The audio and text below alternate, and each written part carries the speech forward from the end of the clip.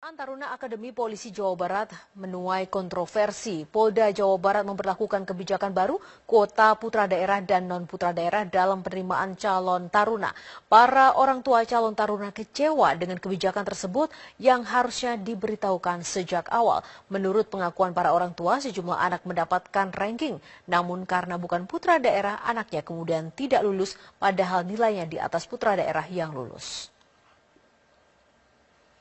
Dan kita akan langsung membahasnya, pemirsa masih bersama Pak Martinus dan juga Pak Alphonse. Pak Martinus, sepertinya ujian bagi kepolisian banyak sekali ya, ini di Hari Bayangkara 1 Juli ini. Apa sebenarnya yang terjadi terkait dengan ricu seleksi Akpol ini? Ya, ini dipicu dari adanya satu keputusan Kapolda Jabar, di mana dalam surat keputusan itu tertanggal 23 Juni ada yang menyatakan untuk putra daerah 51% dan non putra daerah sisanya berarti.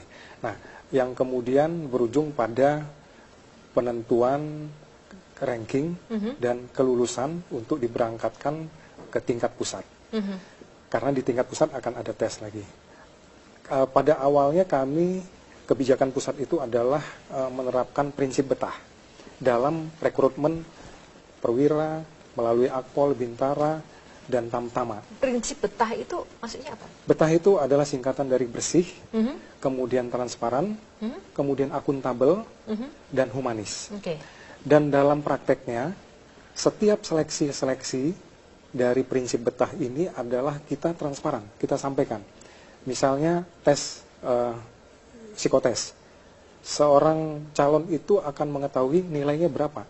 Karena secara transparan akan disampaikan bahwa si A, si B, si C mendapatkan nilai A, B, C.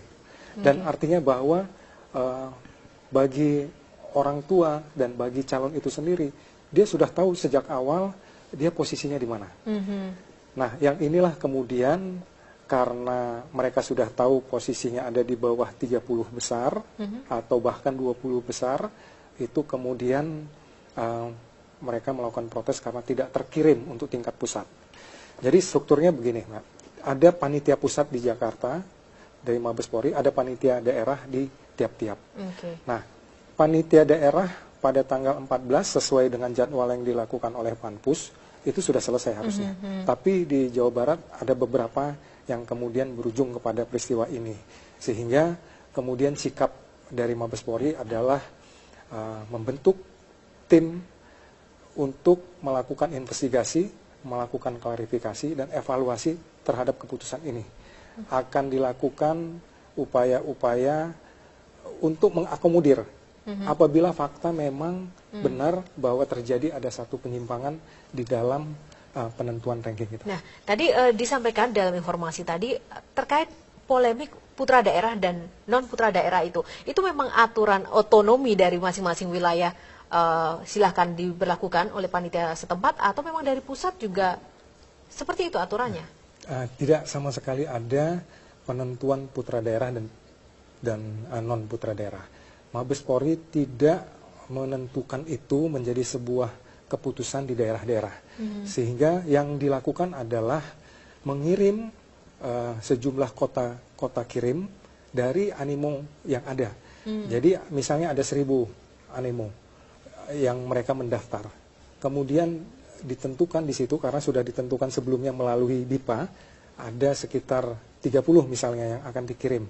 Nah, 30 ini tidak ada ketentuan ada putra daerah dan tidak putra daerah. Jadi seandainya memang benar diberlakukan seperti itu di Jabar, begitu, berarti itu sudah masuk dalam penyimpangan?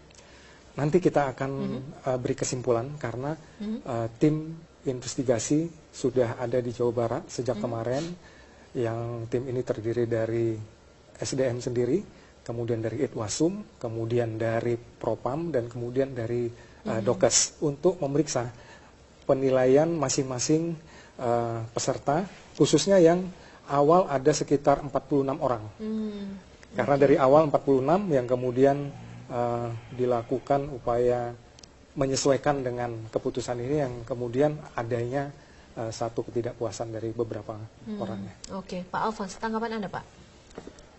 Keadaan di Jawa Barat memperjelas pada kita semua bahwa satu, bagaimana animo masyarakat untuk menjadi anggota Polri begitu tinggi. Itu sisi positif ya. Sisi positif. Kedua, bagaimana sistem rekrutmen ini memang terukur secara ilmu pengetahuan dan metodologi yang terukur. Sehingga keluarga-keluarga yang anak-anak yang mendaftar pun dia sudah bisa tahu bahwa let's say kalau medical check up, dia bisa cek sebelumnya ke dokter-dokter umum bahwa item-item yang diperiksa ini memenuhi syarat dia misalnya. Kemudian tes psikologi misalnya. Mereka juga bisa ikut bimbingan ataupun ngecek psikologis dan jadi bisa ketahuan.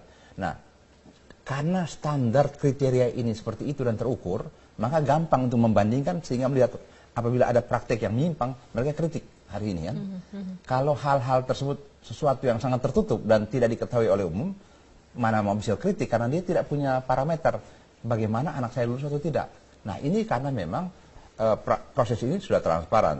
Nah, dalam keadaan seperti ini mungkin saja ada hal-hal tertentu yang kita belum bisa ketemukan sekarang.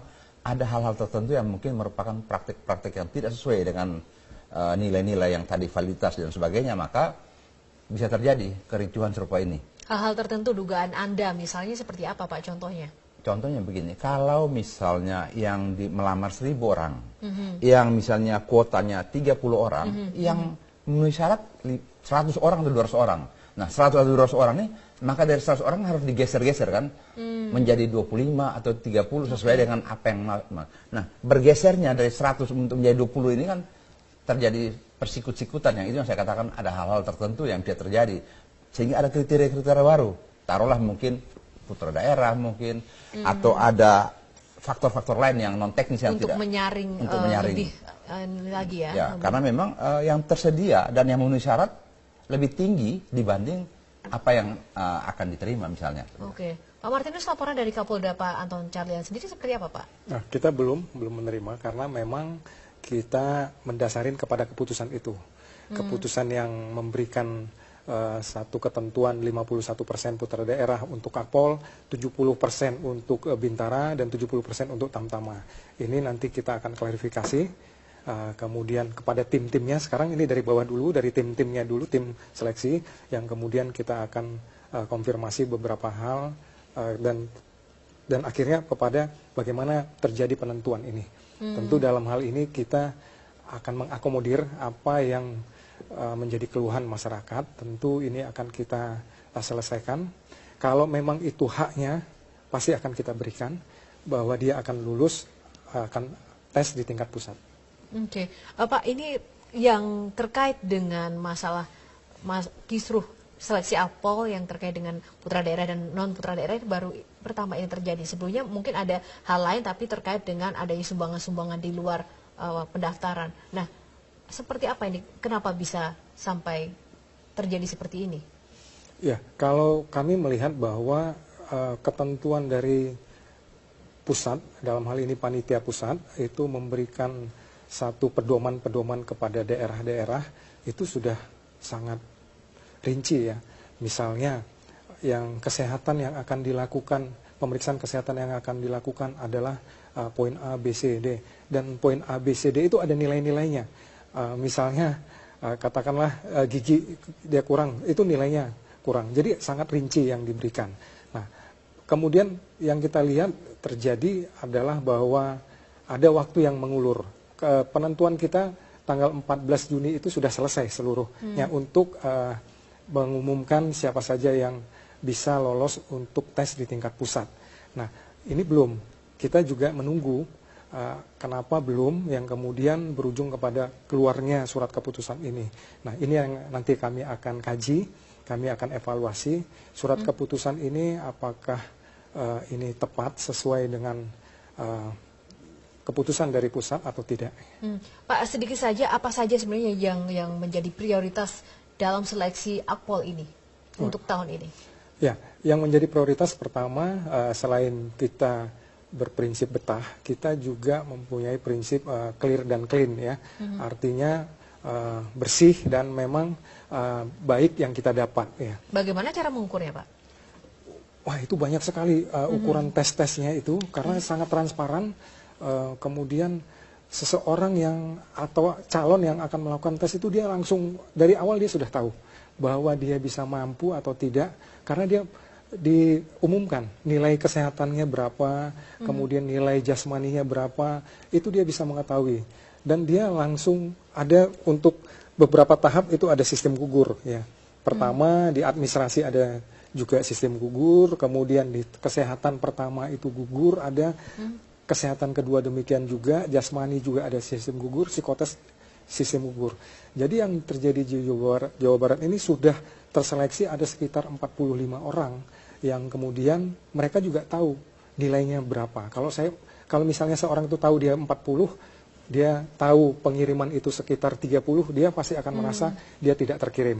Nah, yang terjadi yang kemudian ini yang dibulak-balik, yang kemudian malah keluarlah ada beberapa yang di ranking 30 ke atas itu yang terkirim juga. Oh, oke. Kita tunggu nanti hasil dari Polri. Sedikit saja Pak Alfon, apa catatan Anda untuk perbaikan seleksi Akpol ke depannya? Ya, perbaikan ke depan menurut saya karena memang item yang diseleksi itu kan ada mental, fisik, dan intelek ya. Di fisik itu kesehatan dan psikotes. Banyak kali di tes-tes awal itu selain administrasi itu kan kesehatan dan fisik. Disitulah waktu gugur dan sebagainya itu yang jadi perdebatan. Karena di tes akademik kan terukur ya, kelihatan nilainya kayak apa dan sebagainya. Sedangkan untuk kesehatan dan psikotes ini itu yang kadang-kadang masih dalam area kelabu. Nah, ini yang mungkin saja di dalam hal menentukan kelulusan dan sebagainya dan di ranking dan sebagainya, sebaiknya memang ini harus lebih sistematis dikerjakan. Lebih sistematis. Oke, closing statement silahkan imbauan Anda untuk mungkin orang tua atau mungkin untuk para pendaftar yang di daerah-daerah lain. Ya, kami menghimbau kepada khususnya mereka yang gagal untuk berangkat, yang kemudian tahu rankingnya berapa, kita akan akomodir untuk menyesuaikan dengan ketentuan-ketentuan tingkat pusat. Kami harap bersabar, kemudian kami akan menyampaikan hasil dari investigasi yang ada, yang apakah itu bisa mengakomodir nantinya atau tidak, tapi pada prinsipnya kami akan secara transparan mengumumkan hasil investigasi kita ini, dan kemudian apabila itu adalah haknya, maka dia akan bisa berangkat untuk tes di tingkat pusat di Semarang nantinya. Baik, terima kasih Pak Martinus. Kita tunggu nanti update terkini dari hasil investigasi, dan juga Pak Alfon, terima kasih untuk tanggapan dan juga respon Anda terkait dengan dua isu tadi ya. Yang satu terkait dengan teroris, yang ini terkait dengan ricuh dari seleksi Akpol. Terima kasih Bapak-Bapak.